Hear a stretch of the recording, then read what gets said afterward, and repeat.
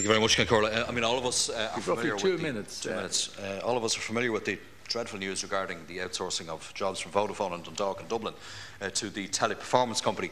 This move will in fact result in the export of over 300 jobs to Northern Ireland. And my own constituents in Louth will bear the brunt of this action. I urge the Minister to take practical steps to persuade Vodafone to, in the first instance, review their decision in this case. I would also ask him as well, Ken Corla, to undertake a review of the call centre and support sector in general to identify at-risk jobs in that area and to act to prevent further such actions in the future. It's not acceptable to me, and I'm sure anybody in this House, that a worker was told at a local radio station that they're about to have their job transferred. This is what happened in Dundalk last week. The company hasn't fronted up with their staff in Dundalk or in Dublin about their intentions. For a company at the cutting edge of communications, they've been remarkably reticent when it comes to communicating directly and supplying clear information to their own employees. They ask for the trust and patience of their employees, but their actions to date would suggest that they are not deserving of such trust. Their record in other countries is littered with stories of tax avoidance. The Vodafone company, far from being a responsible member of the corporate community, they act more like an international highwayman, bullying governments and workers alike. Ireland provides very generous terms to companies investing here, but at the same time we should provide stricter conditions to those terms and police and enforce them more rigorously. We should also look at the awarding of state contracts. The state has power not just as a legislator and enforcer, but also as a customer. Vodafone have been the beneficiaries of several huge state contracts in recent years. You know, who, for example, knew that most of the parking meters we have in this country have a Vodafone SIM card attached to them, and this is generating huge revenue for the company.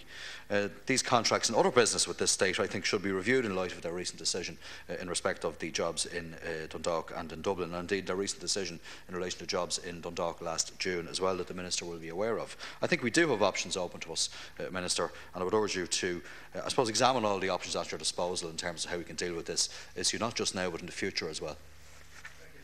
Thanks. Minister. Thank you, Ceann Comhairle. I would like to thank Deputies Nash, Flanagan and Kirk for raising this matter. It's the second time in the space of a year that Vodafone and its operations has become the subject of a topical issue debate in this House. I am very conscious of the anxiety that the proposed transfer of the 290 agency posts and 27 direct Vodafone posts to Teleperformance creates for the workers involved and their families, as well as the local communities. As you are aware, Vodafone Ireland announced on Thursday the 22nd of March that it had completed a review of the company's current contracted mobile call centre operations. The company has stated that following this review, it will be adopting a new model for its mobile customer care, resulting in a move to a new provider, Teleperformance, which is headquartered in Newry. Rigney Dolphin was the previous provider of this service at Vodafone's offices in Dundalk. I am informed that Teleperformance currently provides a variety of care and support services to the Vodafone Group in a range of other markets, including the UK. I understand that this change has arisen out of Vodafone's ongoing review of customer care. As part of the changes, 27 Vodafone roles and 290 contract roles currently provided by Rigney Dolphin will transfer to Teleperformance.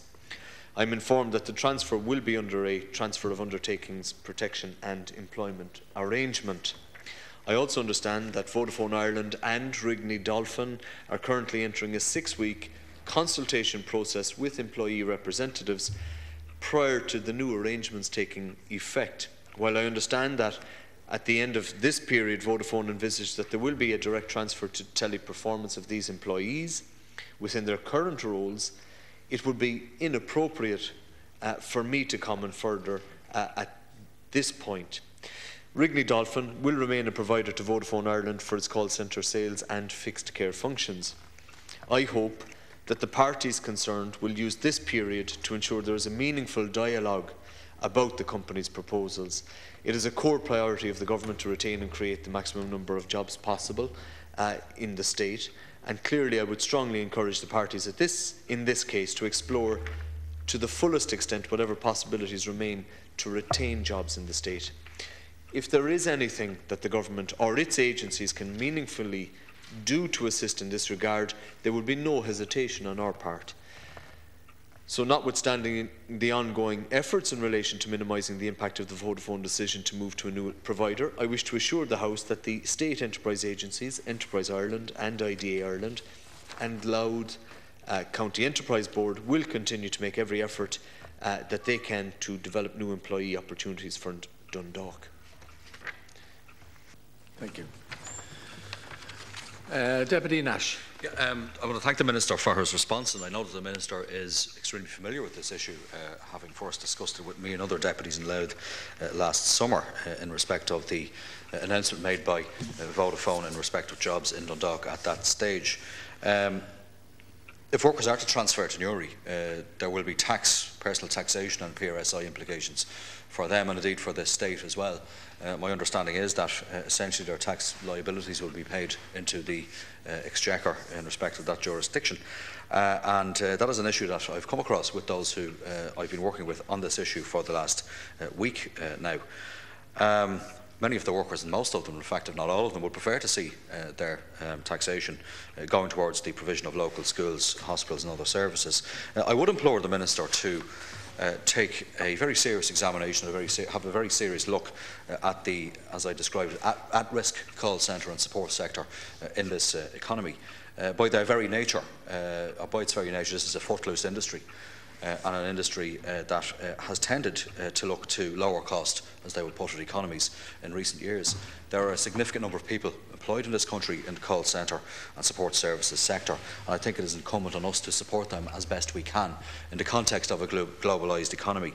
Companies will make decisions based on their own bottom line, but we have an obligation to our citizens to protect their jobs, protect their terms and conditions, and to ensure that they have a future and that companies have a future in this state. And I would ask the Minister to take on that challenge with other relevant ministers to carry out a comprehensive review, to look at the underlying factors to ensure that this doesn't happen again.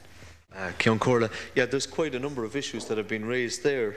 I have no problem in principle with the idea that the members from Louth and Dublin would perhaps seek a meeting with Minister Bruton around this, because there are national strategic issues in relation to the precarious nature of call centre type jobs. In the first instance, there is the transfer of undertakings issue here from one company to another company operating on behalf of Vodafone as a global corporate entity, if you will.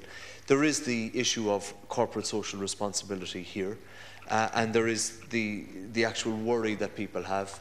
You referred to Mr. Pickering, I believe, about whether or not the issue of mobility arises in his particular circumstances. So there are quite a number of issues here. My instinct at this stage, and I will relay this message back to Minister Bruton, my instinct is that if the members present who have a concern about this particular issue were to seek a meeting with Minister Bruton on this, perhaps these are issues that could be teased out further if that is, with your agreement on that matter. Thank you. Thank you.